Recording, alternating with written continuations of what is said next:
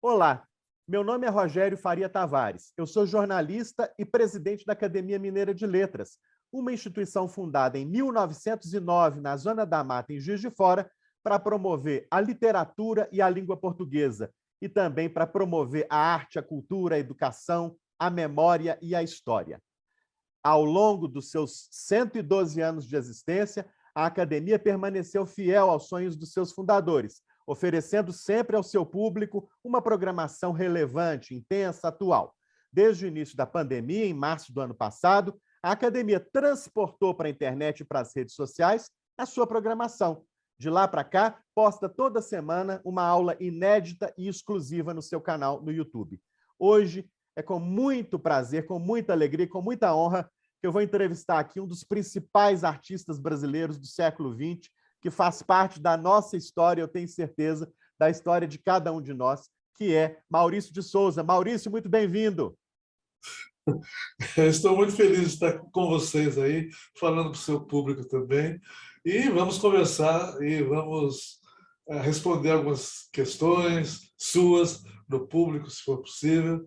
Eu estou à disposição e gosto muito desses papos, dessas conversas.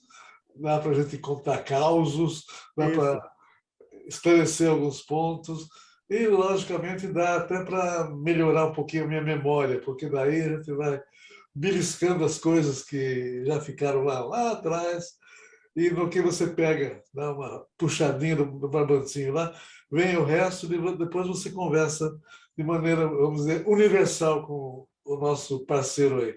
Obrigado, Rogério. Que bom. Olha, eu vou começar como eu sempre começo, pelo início, pelos começos, pelas origens do Maurício.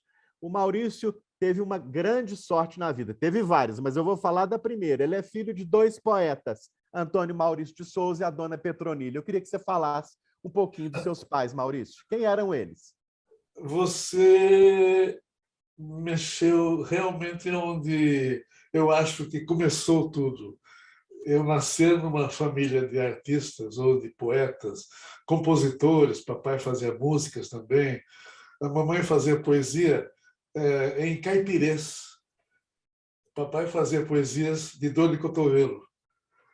Logicamente, eu preferia as poesias da minha mãe, que eu acho que era uma antecipação do Chico Bento, quando eu era criança ainda, né? E com isso, além de tudo, na minha casa tinha muito livro. Então eu brincava de pegar o Larousse, o dicionário francês, e ver figurinhas. Aquele livrão que eu não aguentava nem carregar, de certa maneira, né? E com isso chegou o dia em que eu conheci um gibi, que eu encontrei na calçada, na rua. Levei para casa, mostrei para minha mãe, perguntei o que é isso daqui, eu não, conheço, não sabia o que era aquilo. Né? Tinha umas figurinhas gozadinhas, bonitinhas. Né? Ela explicou, isso é história em quadrinhos, e aí tem história assim, assim, sabe? Explicou. Daí eu pedi para ela, então lê para mim, mãe. Daí ela leu. Por quê? Todo dia, então, eu queria que ela lesse alguma coisa para mim. Meu pai percebeu, começou a comprar gibizinho, praticamente diariamente, e todo dia, então, tinha uma leitura de gibis. Só que a leitura tomava muito tempo da mamãe. E ela tinha o serviço de casa para fazer, tinha as obrigações, e também tinha os momentos artísticos dela. Ela queria ter uns momentos para criar. Daí um dia ela falou para mim, eu queria continuar fazendo as coisas que eu fazia, mas você todo dia me pede para ler e ler e ler. Eu vou fazer uma coisa, eu vou ensinar você a ler, assim você lê sozinho e eu vou cuidar dos meus afazeres e tudo mais. Falei, tudo bem. E começamos as aulas. Primeiro as letrinhas, sílabas, palavras, sentenças, e fui indo, e de repente, com uns 4 anos, eu estava lendo os meus gibis. Impressionante. E não parei mais. Porque lia, daí eu queria mais gibi, copiava desenho. Eu me lembro totalmente me lembro que eu conversei com minha mãe da minha vontade de fazer a mesma coisa, quando eu crescesse. Eu Olha, queria escrever, queria fazer desenhozinho, queria fazer bonequinho e tudo mais. Estava no nascedouro o Maurício criativo, o Maurício produtor de história em quadrinhos, né? Mal sabia eu e a minha mãe também. Mas os meus pais e depois minha família toda me incentivaram muito. Gostavam, elogiavam, sugeriam, me davam material de desenho. Papai trazia sempre blocos de papel, lápis de cor para eu desenhar. Ele pintava, desenhava também. Então, ele me sugeria alguns truques de nuances, de cores. olha, Uma vez ele estava tão entusiasmado que na minha casa modesta lá em Mogi das Cruzes, numa vilazinha muito gostosa, ele pegou lápis de cor e desenhou uma paisagem na parede da sala. olha. Lindo, lindo, lindo. Mas minha mãe achou ruim. Porque ele desenhar na parede. E, logicamente, o desenho estava bonito e ninguém apagou. Estava lá. Ela achou ruim, mas ficou uma decoração da sala durante muito tempo lá em Mogi das Cruzes. Olha que bonito. Olha, o Maurício teve no pai e na mãe duas inspirações fundamentais, mas eu queria falar de mais uma pessoa da família do Maurício que foi fundamental na formação dele. Queria que você falasse um pouquinho da sua avó, que deu origem depois até uma personagem aí dos quadrinhos. Queria que você falasse da sua avó Benedita. A vó Dita, como era Vó chamada Dita. pela família toda. A vó Dita era uma pessoa encantadora e era respeitada pela família toda. Ela era uma boa conselheira para assuntos familiares. Então, a família toda passava pela casa da minha avó, uma casa colonial muito gostosa, bonita, grande, e para pedir conselhos, para que ela benzesse também as pessoas que visitavam ela.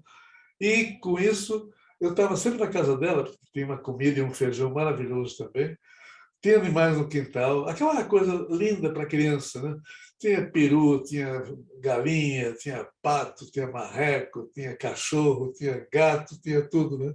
Não bastasse isso, o marido dela, o padrasto do meu pai, era motorista de caminhão, viajava lá pela Serra do Mar, pegando palmito, madeira, tudo mais, tinha um caminhão, e trazia animais silvestres para a casa da minha avó.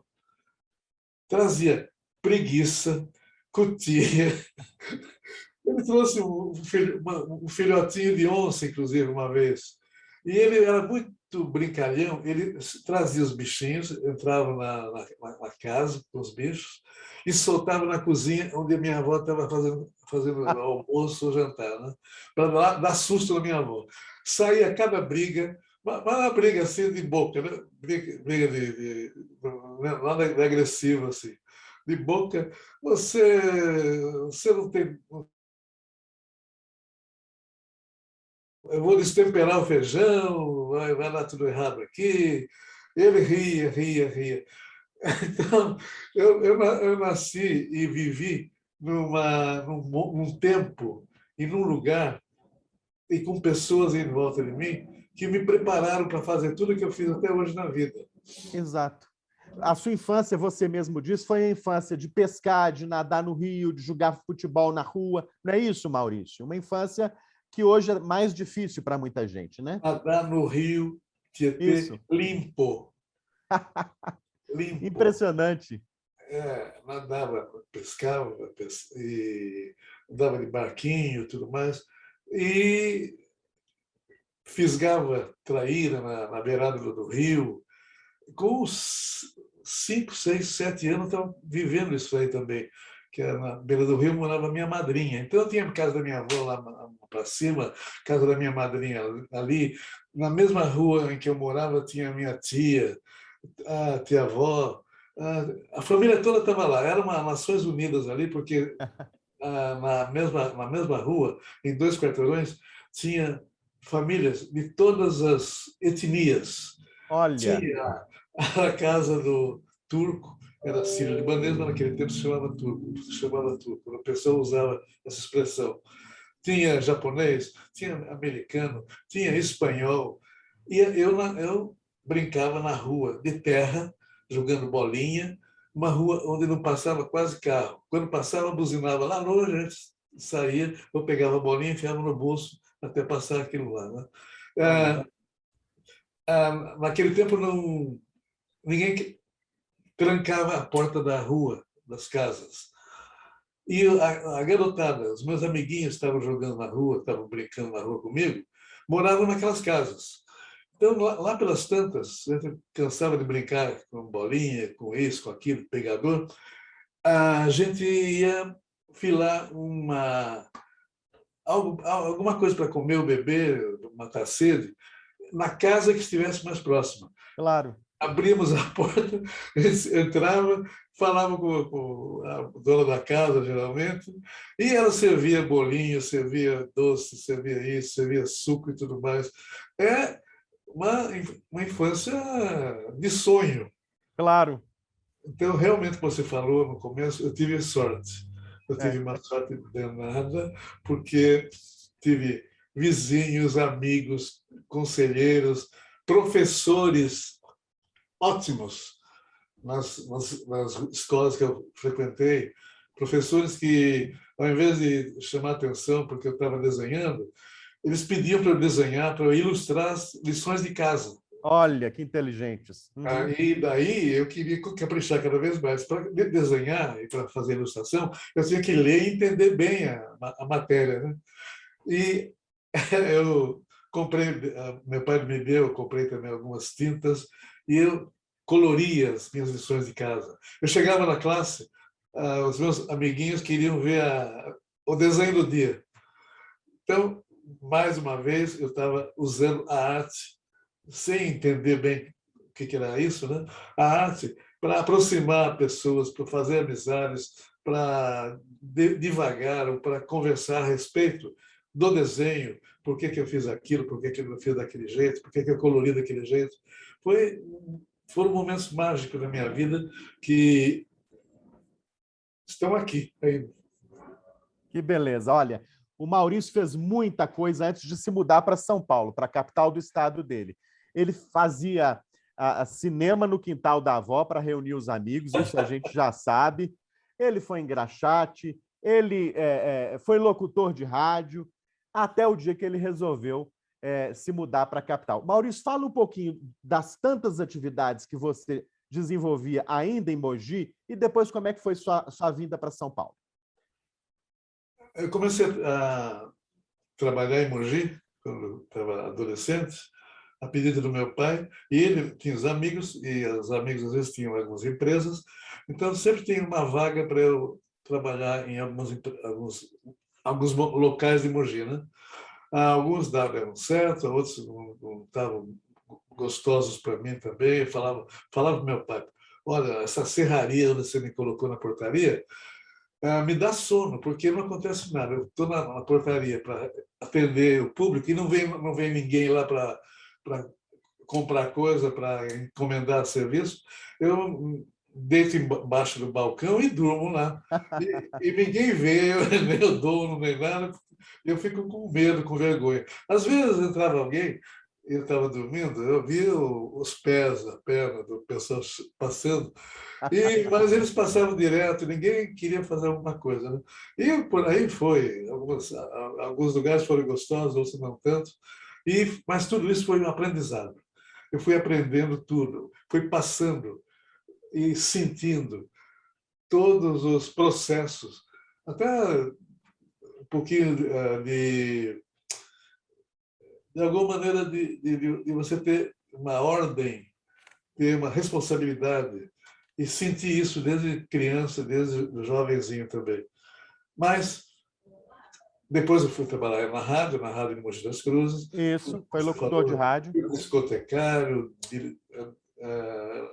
fui locutor, fazia parte de umas comédias ao vivo que havia no auditório da rádio também.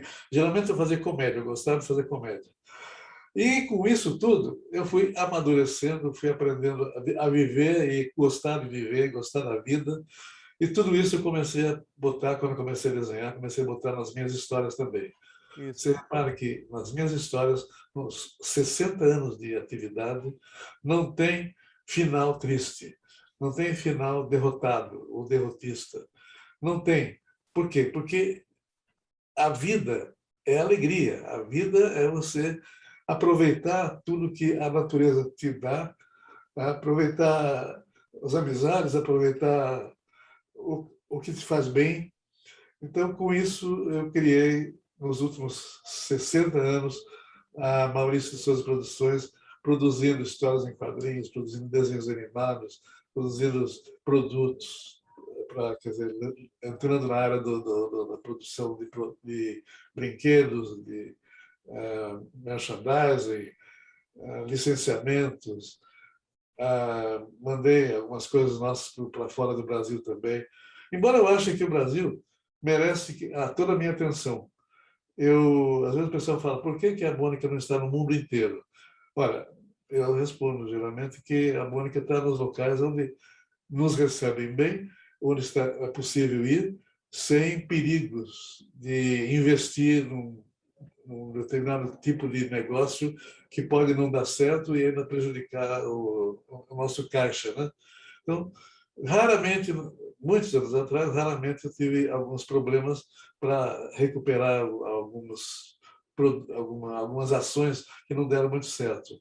Mas depois disso eu aprendi um pouquinho mais também com isso, e agora estamos totalmente, mesmo em pandemia, estamos totalmente equilibrados, tomando todo o cuidado do mundo para que não haja, a pandemia não obscureça a nossa realidade lá na empresa, na Maurício de Souza Produções. Então, eu não sei ser infeliz. Eu acho que é uma coisa que grudou em mim, veio comigo, e eu devo isso ao pessoal que veio antes de mim e me apoiou e me abraçou e, de alguma maneira, tiveram confiança e certeza na minha certeza. Que Eu nunca beleza. achei que ia dar errado tudo isso que eu faço. Eu sempre deu trabalho. Claro. Isso deu muito trabalho. Eu atravessava noites desenhando. Eu atravessava dias e noites, às vezes, negociando. Começo da venda das tiras de jornal pelo estado de São Paulo, depois pelo resto do Brasil. Mas nunca duvidei de que eu estaria conversando com você aqui, falando de coisas otimistas, de coisas futuras, de coisas que eu fiz, gostei e vou continuar fazendo. Olha que beleza. E a comprovação de tudo isso é esse sorriso permanente que a gente enxerga aí no rosto do Maurício, que nos dá aí muita alegria, né, de ver. Maurício, em São Paulo, você começou não como desenhista. Você antes entrou no jornal, mas teve que passar pela reportagem policial, enfim. Conta um pouquinho esse começo do Maurício lá na capital do estado. Daí eu estava com os meus 18 aninhos, em Mogi das Cruzes, eu queria desenhar mais, eu queria fazer alguma coisa, queria fazer história em quadrinhos, mas em Mogi, naquele tempo, não havia condições de eu viver disso. Daí, Claro. logicamente, chegou, eu olhei para fora, né? Em São Paulo está logo ali, tem editoras, tem jornais que podem fazer o que eu fazia em pequena quantidade, em Mogi também. Em Mogi, no jornal local, eu já desenhava, criei os símbolos de todas as atividades, de todos os clubes futebolísticos de Mogi, eu desenhei os símbolos também, e ilustrava alguns anúncios também de empresa de Mogi, mas era pouca coisa e não tinha expansão. Aí resolvi ir para São Paulo e quando eu resolvi ir para São Paulo, a família toda veio junto. Não, Olha não era só. o plano, mas veio junto. Foi bom. Assim, eu tinha o feijãozinho da mamãe perto de mim também. E fui lá buscar o emprego na Folha da Manhã, naquele tempo. Isso. Levei meus desenhozinhos e tudo mais, mostrei para o diretor de arte da ocasião. Ele olhou, meio sem muita vontade, e me deu o conselho de fazer outra coisa na vida, que desenho não dava futuro, não dava dinheiro, que para eu procurar outra atividade. Ainda bem que tinha do meu lado, quando eu saí da sala do diretor de arte da Folha, tinha um jornalista, um senhor, chamava-se Cartacho. Ele me olhou, passando bem desenchavido, acho que estava com a cara de candidato a suicídio. Ele falou: o que houve, menino? Eu era menino, era um moleque, era 18 anos. Eu expliquei para ele o caso sério que tinha acontecido, né? Ele pegou meus desenhos e falou: bem, você desenha, mas você pode aperfeiçoar mais isso. Faz o seguinte, entra aqui na Folha fazendo qualquer coisa para fazer amizade, fazer, de alguma maneira, ser conhecido, reconhecido, e aos poucos melhorando o desenho, e em algum momento você vai falar com outra pessoa que não o diretor de arte. Você vai falar com o redator-chefe, com o diretor de redação e tudo mais e tal. E eu atendi, eu concordei com ele. Assim ele falou: paga pouco, mas pelo menos está fazendo amizade. Entrei e, quando entrei, eles me puseram como revisor de texto, primeiro, e depois surgiu uma oportunidade de repórter policial. Isso. Não era o desenho que eu queria, mas, mais uma vez, o conselho do senhor Cartacho lá foi atendido. Eu ia fazer amizade, eu ia ver chegar o diretor do jornal para conversar com ele, depois de tomar cafezinho de vez em quando com ele, de vez em quando uma cervejinha, que já era maior, já podia. Então, entrei na reportagem policial. Foi outra escola maravilhosa, inclusive, principalmente na ocasião, quando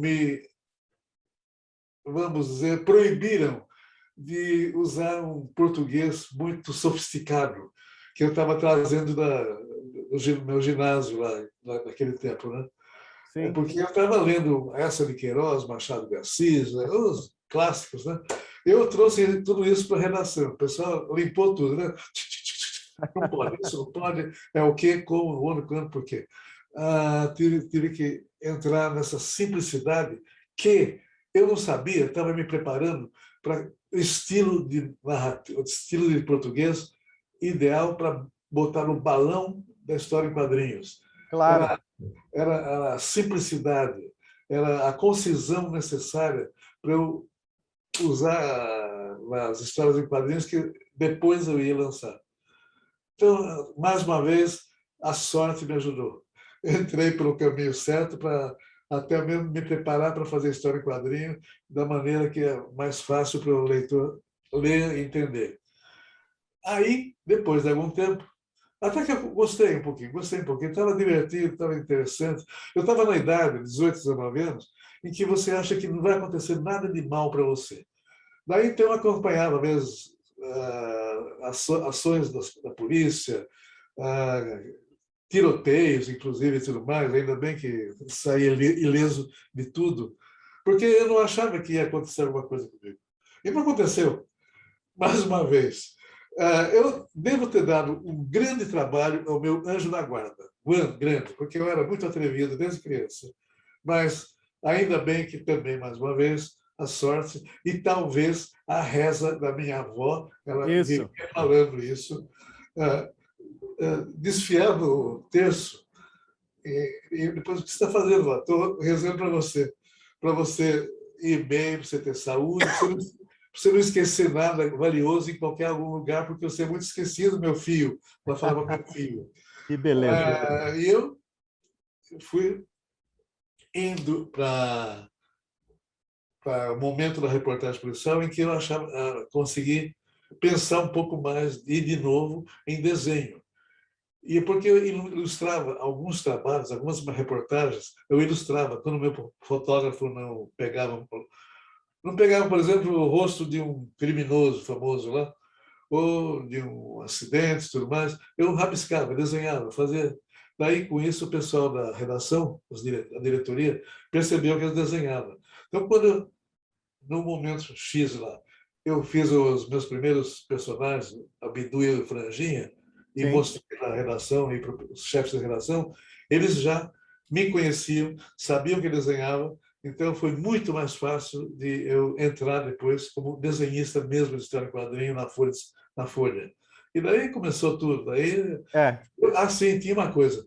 Eu via como é que os americanos vendiam as histórias em quadrinhos para os jornais. Eu isso. pedi para eles me passarem, os diretores, todo o material que chegava dos Estados Unidos, que eu queria estudar como é que eles faziam para dominar o mundo na história em quadrinho. Eu queria aprender. Mandavam para mim, eu olhava, via, aprendia o jeitinho que eles usavam, a chamada, as tiradas que eles davam para se elogiarem, para venderem bem. Tudo isso eu aprendi quando repórter e depois usei para distribuir as tirinhas de jornal que, depois que comecei, em 1 a 2 anos, já estava em 400 jornais no Brasil. Daí começou. Daí, depois disso, era revista. Em É. 1970, com a revista Mônica. Então, a minha vida que vai ser contada num filme, mas Olha, eu não posso falar muito ainda. Ah, é como se fosse uma história em quadrinho. Né? O mocinho sempre ganha no bandido. Então, eu fico muito feliz e acho que é muito bom a gente ter, principalmente o que eu tive, confiança em si mesmo. Você precisa, logicamente, se preparar, ver o que você quer fazer na vida e se preparar muito bem, se enriquecer com detalhes do que você quer fazer. E daí as coisas vêm para qualquer um que fizer isso. que bonito. Olha, o Maurício tem uma trajetória linda, impressionante, de muito trabalho, de muito estudo, de muita dedicação, de muito amor ao ofício das histórias em quadrinho. E isso eu como leitor, os meus filhos como leitores, a gente nota facilmente. Primeiro veio o Bidu, depois veio o Franjinha. Eu queria que o Maurício contasse aqui para o nosso público algumas curiosidades. Eu não sei se o público sabe, mas o Cebolinha e o Cascão foram inspirados em pessoas que existiram de fato, né? Eu queria que o Maurício contasse um pouquinho sobre como surgiram o Cebolinha e o Cascão de um lado e a Mônica e a Magali de outro. Muita gente já sabe da história da Mônica e da Magali, mas eu quero que ele relembre um pouquinho para nós a história desses quatro. Bem, Magali, Mônica, Maria Cebolinha, são minhas filhas. Isso. Quando eu trabalhava em casa, ainda em Mogi, elas estavam brincando embaixo da minha mesa de trabalho, da minha prancheta, estavam lá brincando. A Mariângela, muito gentil, tomando conta das irmãzinhas mais novas. Né? A Mônica, arrastando um coelho, o coelho que ela tinha mesmo. Só que não era azul, era amarelo. Eu tinha comprado na feira lá em Mogi das Cruzes, levei para ela, ela adorou. Era um coelho do tamanho dela, se esticasse. Né? E do outro lado, lógico, sempre perto da cozinha, estava a outra filha mais novinha, que era Magali, comendo uma melancia inteirinha. Então, eu não inventei, eu olhei do lado e copiei o que eu estava vivendo, vivenciando.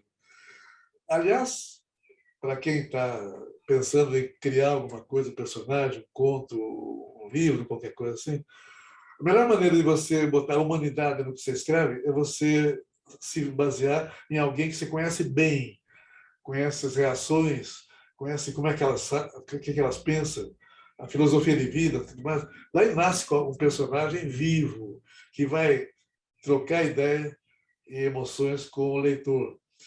Foi isso que eu fiz. Eu olhei do lado, copiei tudo e a Mônica, Magali, Maria já nasceu. Eu, criança, jogando bola na Mãe das Cruzes, nos campinhos com meus amiguinhos, eu estava jogando a bola com cebola, com cebolinha, que tinha um problema na língua e trocava o R pelo L mesmo. Então, eu não inventei isso. Mais uma vez, eu copiei. E lá do lado, jogando bola com a Cebolinha, estava o menino que tinha o apelido de Cascão, porque, por razões óbvias e muito claras, ele realmente... Eu acho que a mãe queria dar banho nele, mas ele corria mais rápido que a mãe, no mínimo. Porque realmente ele era merecedor do apelido. E daí, mais uma vez, criei o personagem. No início, eu tive medo, tive um pouquinho de receio de botar um personagem que não tomava banho nas historinhas. Até eu desenhei, criei, joguei na gaveta e fiquei lá durante uns meses, só com Cebolinha e não com Cascão. Daí a mãe da Mônica, a minha esposa naquele tempo, a Marilene, ela falou que não é aquele personagem que você criou, que não tomava banho, por que você não está usando? Falei, expliquei o meu receio, né? Falou, não, bobagem, todo moleque é assim, e olha, não é só moleque. Então, bota lá que muita gente vai se identificar com o personagem e vai fazer sucesso. Eu segui o conselho dela e deu o que deu. A gente ama esses personagens, né? O Brasil inteiro e o mundo, né? Os personagens da Turma da Mônica circulam pelo mundo há muitas gerações. Eu perguntei aqui sobre a criação de alguns deles, e agora eu queria perguntar sobre como você foi planejando, Maurício, as revistas de cada um. Primeiro veio a revista da Mônica, depois o Cebolinha ganhou a sua revista, depois o Cascão ganhou a sua revista, depois a Magali, o Chico Bento, né? Como é que você foi planejando o surgimento de revistas dedicadas aos personagens? E eu queria incluir aqui, aproveitar para incluir aqui mais dois que ganharam revistas próprias, o Pelezinho e o Ronaldinho. Vou falar de trás para diante. O Pelezinho Tá e o bom. Ronaldinho foram personagens baseados nos próprios, né? E acho que a linha de personagens esportivos começou com o Pelé. Um dia eu encontrei o Pelé num voo que vinha da Itália para o Brasil, batemos um papo e eu perguntei para ele, você toparia virar personagem?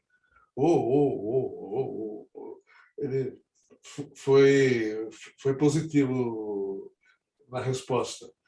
E daí, quando eu cheguei no Brasil, eu comecei a trocar ideias e visitá-lo lá em Santos para conversar com a família dele, para a família dele, os pais dele, me explicarem como é que ele era, né? Lá em Bauru, quando eu era criança, né? Como é que ele era, como é que ele realizava, como é que ele pensa, o que ele pensava do que ele fazia. Bem, era tudo isso que o pessoal geralmente sabe. Ele também veio predestinado, o Pelé. Ele jogava um bolão, é o maior jogador de todos os tempos, e deu um personagem que também fez muito sucesso. Depois vieram os outros, veio o Ronaldinho, né? Veio um que não deu certo, Maradona. O Neymar teve algumas revistas também.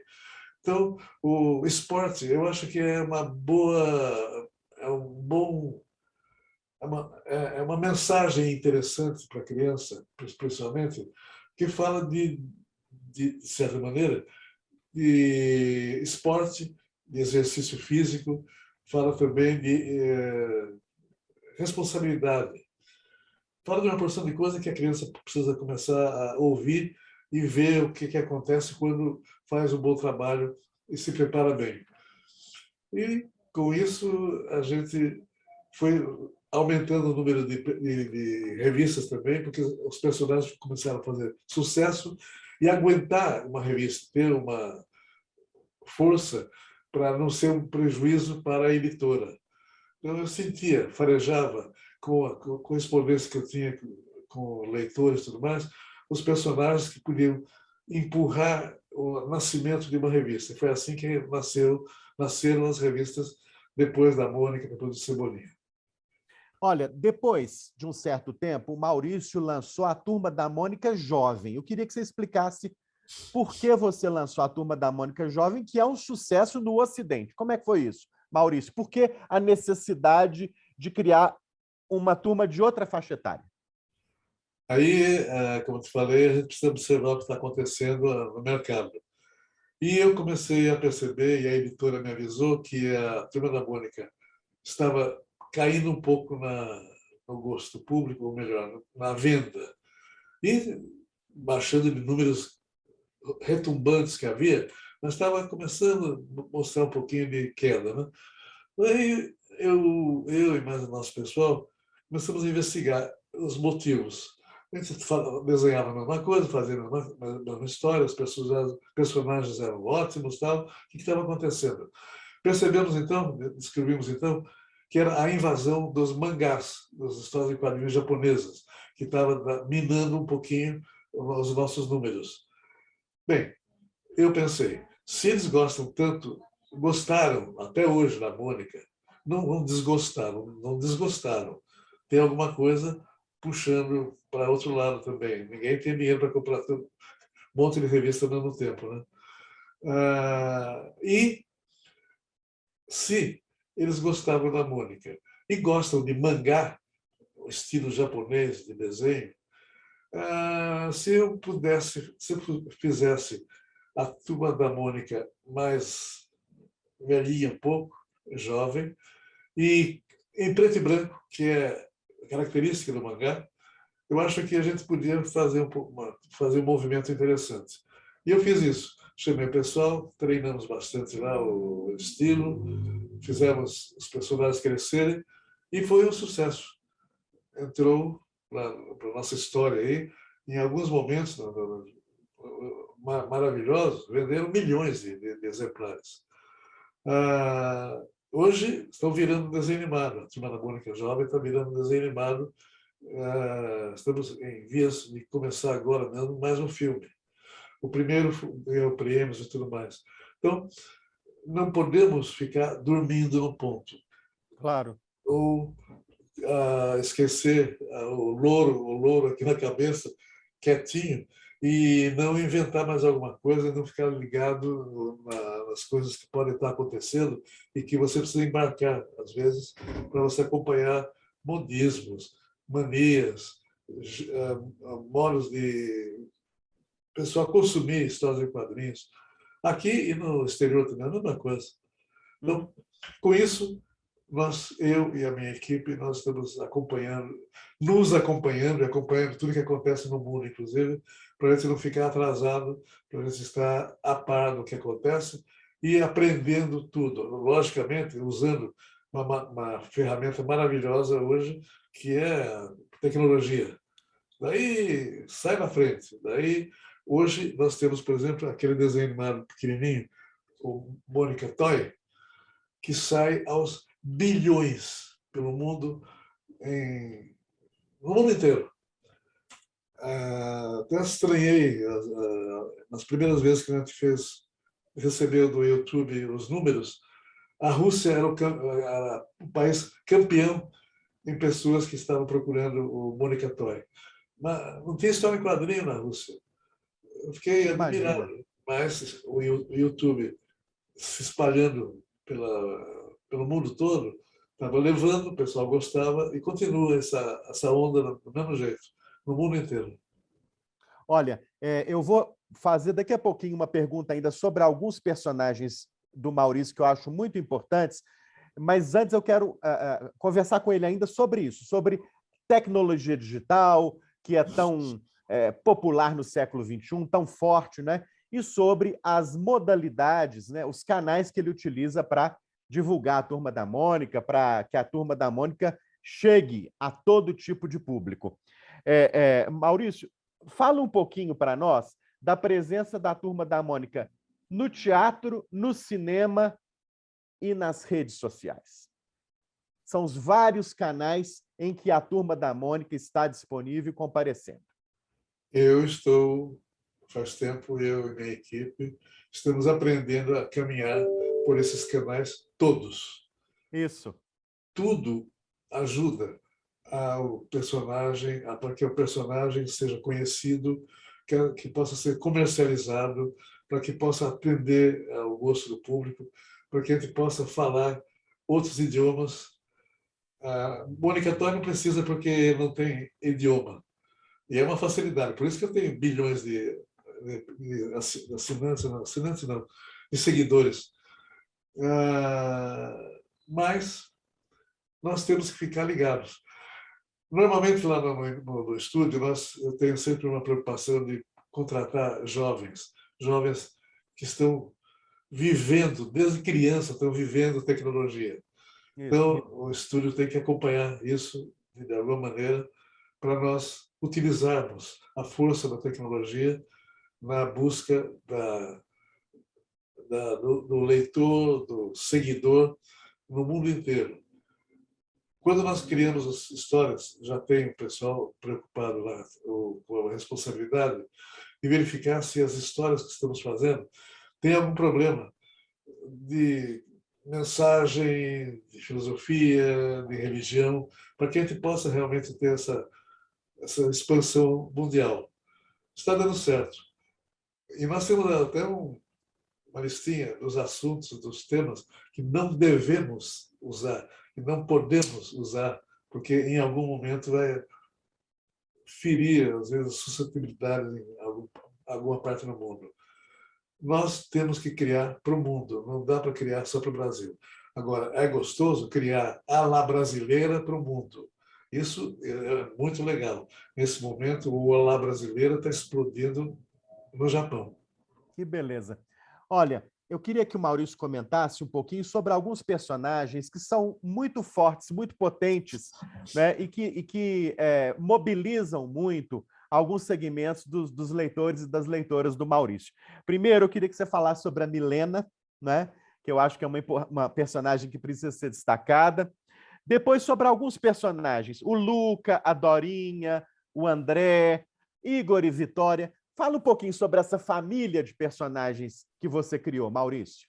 Você falou primeiro dos personagens que eu criei com algum tipo de necessidade especial. Né?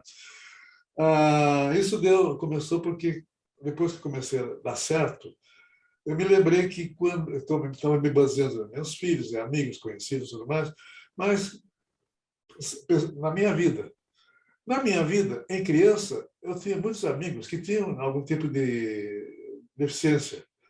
Eu estava esquecendo disso. E daí comecei a pesquisar para criar esses personagens que vão levar esse tipo de mensagem. Mensagem, de alguma maneira, que é onde eu mostro e coloco que todos são iguais, todos merecem as mesmas possibilidades, as mesmas vantagens, e nós temos que respeitar tudo isso e temos também que apagar do nosso caminho preconceitos, principalmente. Então, com isso, eu fui criando esses personagens, estudando muito, para fazer, por exemplo, o Luca, cadeirante. Eu falei com o pessoal, com os atletas das Paralimpíadas. Das Paralimpíadas, que é a palavra que o pessoal usa agora, né? Das Paralimpíadas. Fiquei maravilhado com a maneira como eles resolvem seus problemas, pulam por cima dos obstáculos, são alegres, são otimistas. Eu não esperava, eu não sabia que era assim. Eu não sabia que alguns tipos de problema desse tipo não mexem com a vontade, com a força de vontade, com gestos bonitos que esse pessoal tem. Então, eu fui criando os personagens. Tem a Tati, por exemplo, a menina que tem síndrome de Down. Conheci criança, uma mãe muito voluntariosa, a mãe que levantava a menina, que virou uma teatróloga. Ela começou a escrever para teatro e ainda começou a atuar nas próprias peças, no Brasil, nos Estados Unidos e na Europa. Não era normal o pessoal entender que era possível isso. O pessoal, nos velhos tempos, o pessoal deixava escondido no fundo da casa uma pessoa que vinha com um defeito, né? Com defeito não, com deficiências. De vez em quando, a gente se trai lá por trás, né? Lá de trás. Então, eu aprendi muito com os nossos personagens também. Com essa Vieram a Dorinha, o André. A Dorinha foi baseada na Dorina Noil, que criou a Fundação Dorina Noil. E eu conversei muito com ela sobre como é que ela fazia, como é que ela atravessava. Ainda dirigia uma fundação e dirigia muita coisa mais, cega totalmente. Fiquei maravilhado com o que ela falava, contava e a orientação que ela me deu para criar a Dorinha, que quando ela sai ao vivo, nós temos personagens ao vivo às vezes, a criançada toda fica perguntando como é que ela faz isso, como é que ela faz aquilo e tudo mais. E nós criamos a artista que está por trás da máscara da Dorinha, ela já está preparada para responder as perguntas à la Dorina Noil, já. Que beleza. Então, com isso, nós tivemos mais essa vantagem de chegar a ter um público que a gente não tinha antes, mas o motivo maior não era chegar ao público, era a gente mostrar para o público nosso esse tipo de realidade que dá para a gente aprender muito e esquecer as possibilidades de preconceitos e tudo mais. Eu queria que você falasse sobre o Igor e a Vitória e depois sobre a Milena, que me parece uma personagem muito forte. O Igor e a Vitória eu criei a partir de uma orientação de um pessoal de Brasília, que tem um instituto também que cuida das crianças que têm o HIV. Tem HIV. E sofrem preconceito na escola. Então, os pais falam, olha, aí, não brinca com aquela fulana, com aquela criança, não brinca com aquele menininho, que eles têm isso, têm aquilo. E não tem perigo. Não tem perigo. Eu estudei, vi, fui lá, falei com o pessoal que cuida disso. Então, nós temos que desmontar preconceitos desde cedo. Eu trabalho com criança, eu tenho que fazer isso aí também. O nosso trabalho, eu acho que mais sensível, que a gente gosta de fazer, é do coração. Uhum. E a Milena? Milena está preenchendo um espaço também que estava precisando ser preenchido. A gente tinha poucos personagens negros na firma, embora o Jeremias tenha nascido junto com Cebolinha, junto com Cascão, muitos anos atrás. Mas ele não tinha performance, ele não aparecia muito. Então precisamos criar condições nas histórias para que eles tenham as mesmas características, as mesmas atividades dos outros personagens. E faltava uma menina que pudesse também entrar junto com o Jeremias lá e tudo mais. Então nós criamos a Milena, que foi um sucesso retumbante desde o início. E a Milena vai entrar agora no fim do ano, vai ser mostrada no filme Lições, que nós vamos lançar em dezembro. É uma menina linda, esperta, inteligente, dá vontade de ficar conversando com ela, tão gentil que ela é. E então, com isso, com a Milena e a família dela, ela tem uma família toda, né? O pai faz atividades não é festas, ele é um promotor de festas. Sim. A mãe dela é veterinária.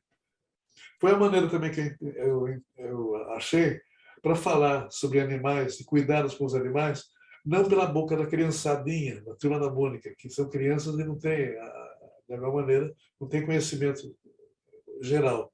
Então, eu vou falar do cuidado dos animais pela mãe da Milena. E tem o irmãozinho dela, meio chatinho de vez em quando, que faz falta sempre um irmão chatinho, né, em qualquer história. Né? Então, com isso, criei mais um personagem e, a partir do cinema, a Milena vai estourar mais ainda. Olha, falamos muito aí sobre as revistinhas. Eu queria que o Maurício falasse um pouquinho sobre como é que foi e tem sido a experiência de divulgar, de fazer essa turma tão especial circular nas telonas do cinema e também nos parques temáticos. Houve algumas experiências importantes, né, que eu queria que você destacasse. Então, cinema e parques temáticos. Nos parques temáticos, os nossos personagens vão ao vivo, devidamente preparados, como eu falei para você, que a gente precisa criar a personalidade e que nos permita também passar algum tipo de mensagem quando eles estão conversando com a criançada num parque, por exemplo, né? No cinema, chegar lá e dar certo, né? Aliás, não é só por causa da Milena, é por causa de cinema. Eu adorei fazer o primeiro filme, no Laços, Que é e lindo. os resultados também.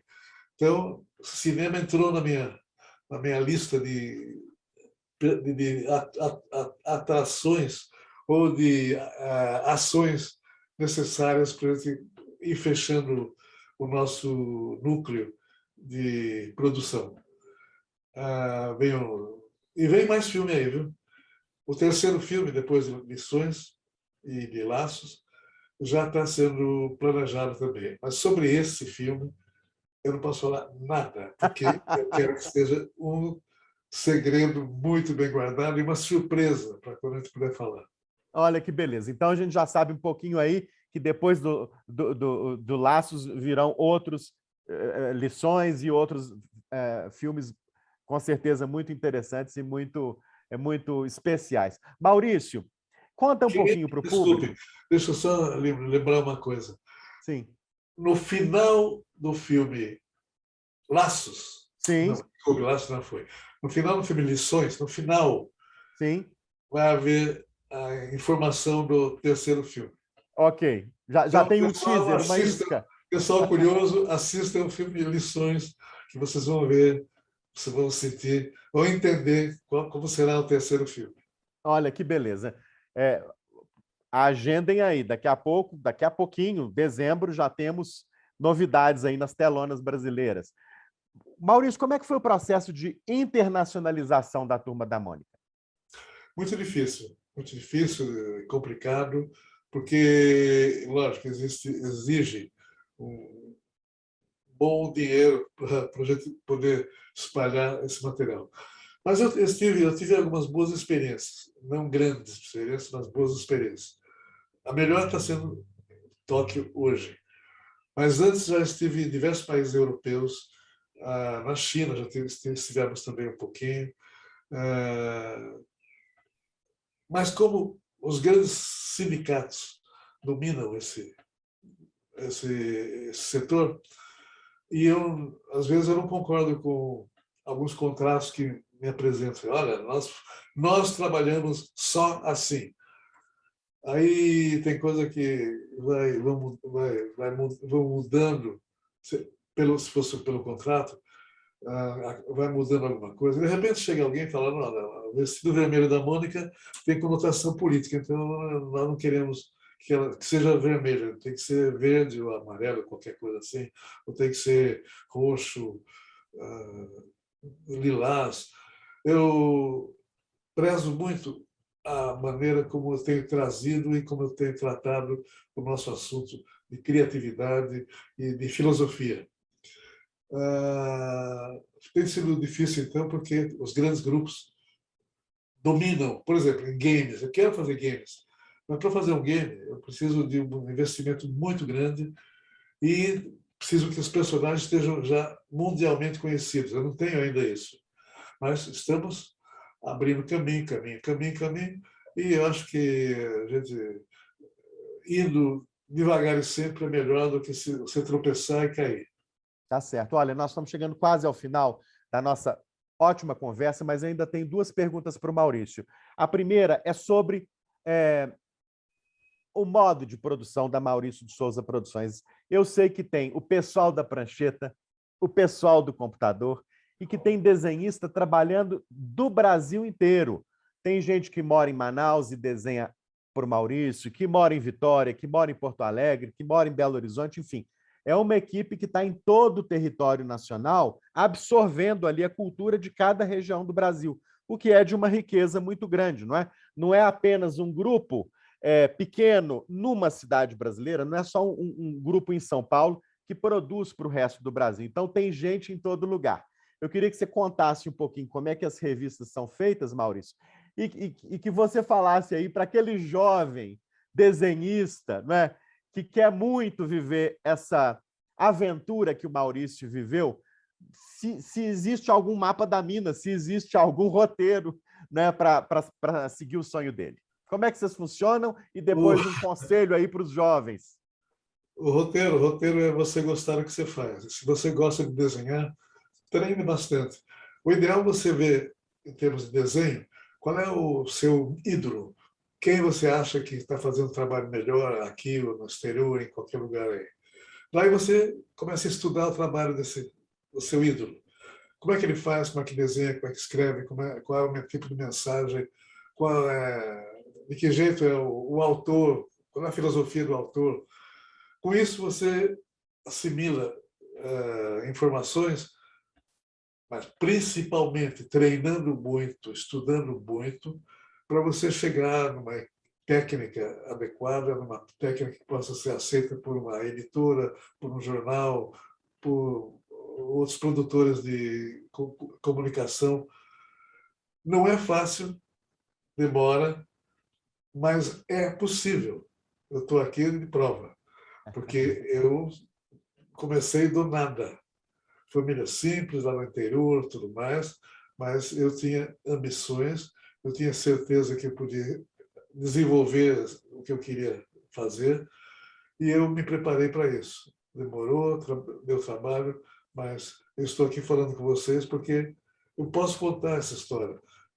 Eu posso provar que dá certo trabalhar bastante. Trabalhar bastante. Eu, logicamente, não tenho o número de noites que eu passei trabalhando, sem dormir, para atender a prazos da editora e tudo mais. Mas eu tinha certeza, eu sabia que ia dar certo, estou aqui falando para vocês da necessidade somente de você amar o que você quer fazer, se preparar para isso e ter ética. Tem nada a ver com desenho, hein? Mas ter ética nas negociações, nas coisas que vocês vão fazer, que vão se comprometer a fazer para uma editora, para um jornal, tudo mais. Bem, dá trabalho? Não. Dá tempo de trabalho, tempo de ação, tempo de que você precisa viver para crer e conseguir atingir os objetivos. Qualquer um que tenha o mínimo de vontade e, de alguma maneira, também tenha jeito para a coisa, qualquer um pode desenhar. A propósito, aproveitando aqui, Rogério, está fazendo falta roteirista Opa! no na nossa forma de trabalho. Quem conhecer bem histórias da Turma da Mônica, quem leu desde criança, quem não precisa nem desenhar, pode fazer o rabisco só. Roteirista, é só escrever. Que beleza. E fica aqui o meu anúncio. Que beleza, olha só, pessoal de casa que está nos acompanhando aqui, vamos todo mundo entrar lá no site da Maurício de Souza Produções e fazer a inscrição ali para mostrar o trabalho de roteiro que muita gente sabe fazer bem. Como é que vocês trabalham lá, Maurício? É cada um de sua casa? Tem uma equipe grande interna? Eu sei que tem roteirista do Brasil inteiro.